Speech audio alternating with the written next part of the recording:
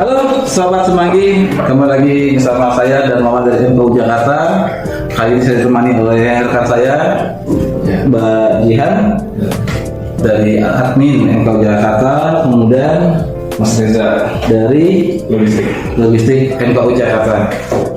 Untuk bedah buku kali ini saya memilih sebuah buku yang berjudul Hiduplah Seperti Air Mengalir, ya, dari penulis Otong Surasman. Kita mungkin mulai dari Mas Reza itu. Kira-kira Mas Reza, hiduplah seperti air mengalir itu apa sih maknanya buat Mas Reza nih? Ini kalau yang ditangkap ya, apa yang ada di pikirannya? Iya, Mengalir seperti hiduplah mengalir seperti air gitu ya. Ya artinya kita tuh sebagai manusia tuh fleksibel ya. Ketika kita berada di mana tuh kayak kita tuh bisa mengikuti aturan yang ada, terus berbaur lah, kayak kita berbaur dengan budaya yang ada, seperti itu sih Pak Himawan. Itu yang baru saya tangkap sekarang. kalau Mbak Jihan menurutnya gimana? Hidup seperti air, mengalir seperti air. Air itu kan salah satu unsur yang paling penting ya di kehidupan manusia. Jadi mengalir tuh ya udah dia nggak ngikutin arus kan. Jadi pelan asal kapan kalau bahasa Jawa Pak. Mengalir terus tapi memberikan hidup yang sederhana tapi bisa memberikan manfaat bagi banyak orang. Air kan kelihatannya sederhana kan, air gitu apa sih, kelihatannya kayak mungkin nggak ada apanya gitu, nggak ada, kalau dilihat dari bentuknya cuma kayak cair gitu loh, tapi ternyata banyak banget manfaat di baliknya gitu. Nah kita harus hidup seperti air. Jadi ya, Terlihat sederhana tampilannya, tapi kitanya bisa memberikan manfaat bagi banyak orang. Dimanapun kita, ya contohnya bekerja di MKO gitu.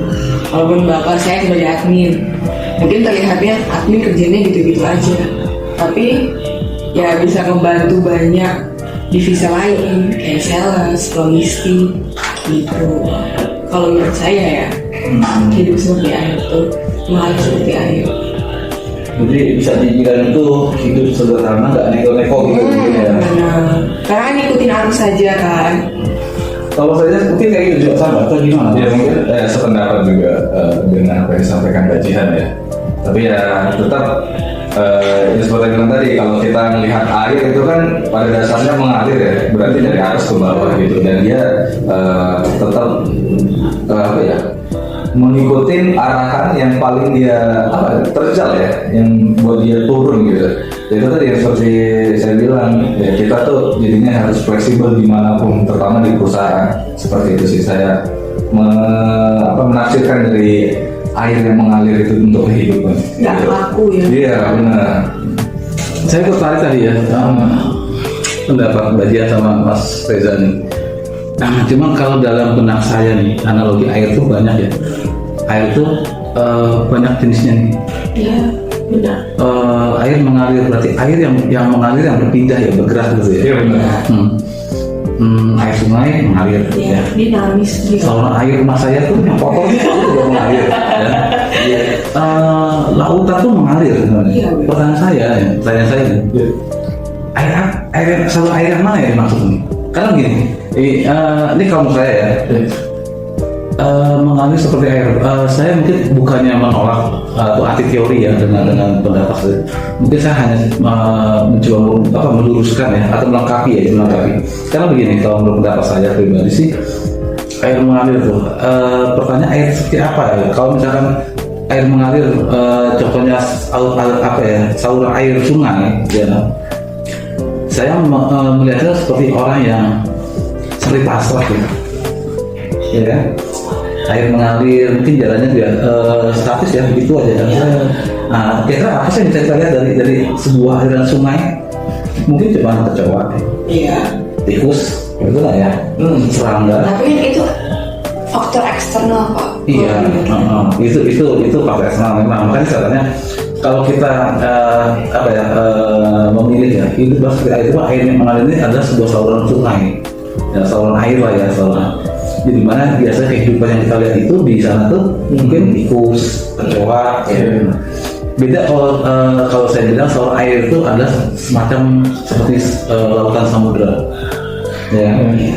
Di situ mungkin yang bisa kita temukan itu ikan paus, ikan warna-warni, lumba-lumba, ya.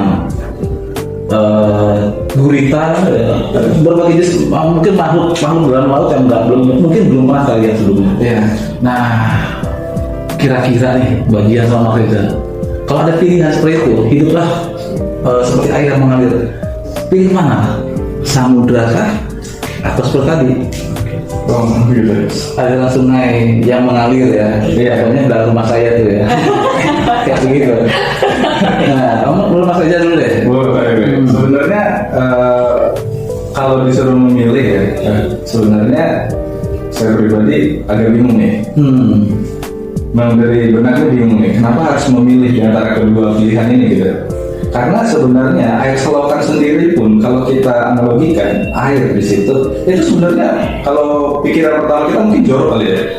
Airnya jorok gitu, bau gitu. Itu emang jorok, rumah saya jorok. Di dalamnya ada tikus, kecoa dan segala macam. Tapi balik lagi sebenarnya itu manfaatnya banyak gitu untuk kehidupan di sekitarnya. Air itu mungkin bisa untuk minum si tikus, kecoa dan segala macam, untuk kehidupan mereka gitu. Bukan? Enggak, yang saya tanya ini tadi bukan manfaatnya ya. Iya. Kalau misalkan ya, kita diposisikan dalam sebuah pilihan. Iya. Ya kan, ini ada air yang mengalir ya.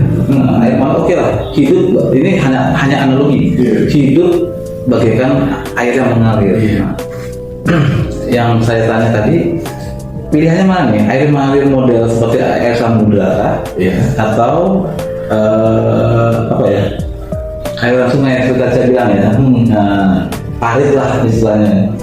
Nah, pilihannya seperti apa ya kalau rumah saya?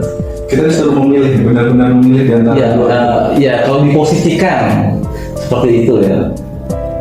Oh, maksudnya di kehidupan sekarang kita berada di posisi seperti apa gitu ya? Parit sih kalau saya. Oke. Iya, kalau saya. Alasannya apa maksudnya? Selain ini ya, alasannya tadi sih sebenarnya yang saya jelaskan sebelum tadi itu sebenarnya alasan kenapa saya milih menjelaskan parit itu tadi ya. Sebenarnya kita nggak bisa memikirkan parit itu tentang joroknya aja gitu. Tentang apa ya, kehidupan kalau yang saya jalani, kenapa saya pilih parit, kayak tantangannya itu, terus kayak cara orang menilai kita. Saya menggambarkan orang menilai saya kayaknya kena parit ya, kok kayak entah, itu kalau bahasa paritnya sih jorok ya, jorok. Tapi kalau mungkin bahasa orang lain ke kita, mungkin ini Mas Reza seperti apa ya gitu ya, ini orangnya kayak apa ya, kayak susah ditebak tapi penasaran gitu. Dan apalagi ya kalau di parit itu ya, dianalogikan ke diri sendiri gitu, kayak lebih tantangan hidup. Oh gitu. Iya, parit itu lebih tantangan hidup. Kalau bagian diposisikan ya, diposisikan dalam keadaan sekarang saya jalanin sih, hidup ke air mengalir, saya seperti apa nih? mengalirnya ke samudra Pak. Alasannya apa? Sekarang kan ya kebetulan saya mau habis kontrak gitu Pak.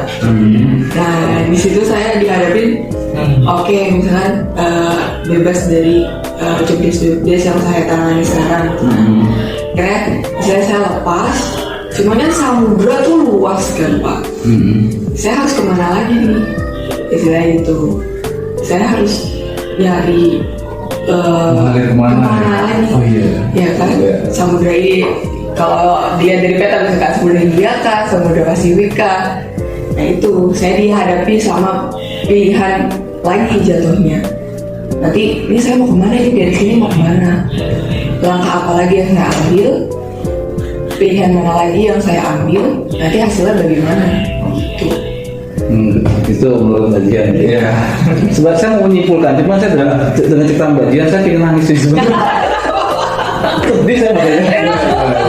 Tapi kan, iya maksudnya kan challenge baru juga Pak. Gambar kan tadi. Kalau dilepaskan di samudera kan juga ada ya bisa ada badai segala macam, Oke. mau terombang ambing. Nah itu pertanyaannya sebenarnya arahnya ke sana. Ya. Air hidup mengalir seperti air ya. Pertanyaan air mengalir seperti apa nih? Oh kalau masalah air ya, yang notabene ya fakta mungkin bukan semua, tidak seluruhnya, cuma sebagian besar di Indonesia tuh kalau kita bicara soal air itu yang kita bayangkan tuh ya air mengalir cik gitu ya. Kalau dalam benak saya itu berpikirnya itu sebuah kehidupan yang zona nyaman, zona aman sebenarnya. Iya. Beda tadi Mbak Jan bilang, pilihan saya kalau misalnya disuruh dalam kondisi memilih, saya memilih di samudra. Pertanyaan saya gini, air mengalir di samudra luas ya. Memang kita dapat peluang bisa melihat ikan lumba-lumba, ya kan? Ikan yang hias nih, ikan ya warna-warni.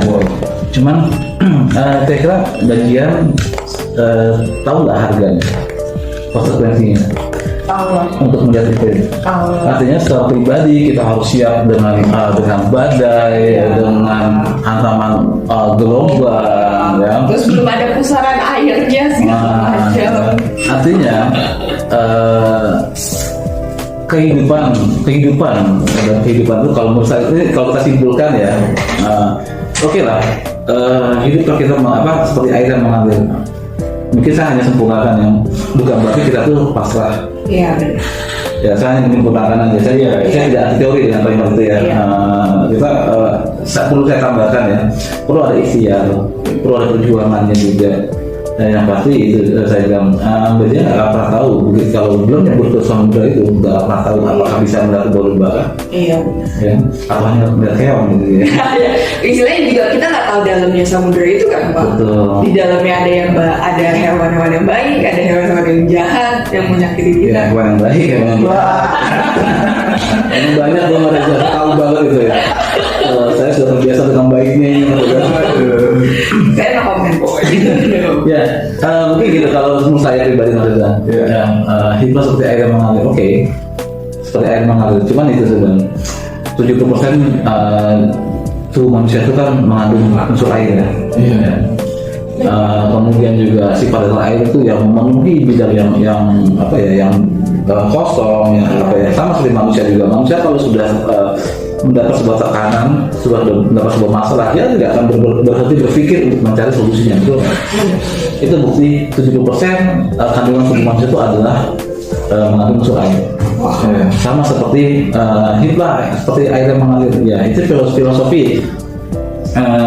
Mungkin poin yang mau didapat itu adalah kesederhanaan. Hidup itu jangan macam-macam lah. Ya.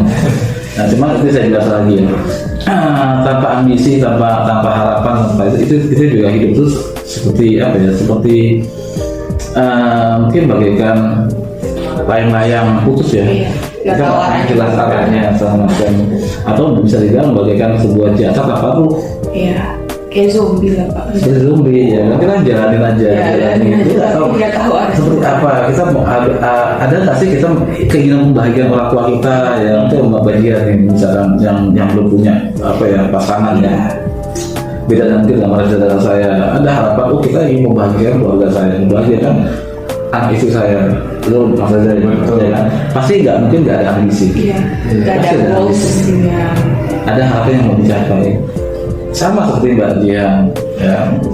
Oke lah, notabene belum menikah ya, tapi tetap punya tanggung jawab sebagai anak, betul kan? Betul. Nah, berani terjun ke samudra, udah tahu harganya. Ya, ingat ya, hukum ekonomi itu semakin bernilai harga sebuah barang, makin mahal harganya. Iya. Semakin besar impian kamu, semakin besar konsekuensinya, semakin besar harganya. Iya. Harganya berapa? Kerja keras, keberanian, berani untuk bermimpi, berani untuk mencapainya. Nah, itu mungkin yang bisa saya simpulkan dari pendapat pribadi saya dari judul buku Hiduplah Seperti Air yang Mengalir. Tidak ada ini karena durasi ya. Iya. Nggak boleh. Itu cukup kesimpulan daripada yang bagus. Tidak boleh, saya agak arogan sih otoriter. Jadi tetap bagus saja ya. Iya.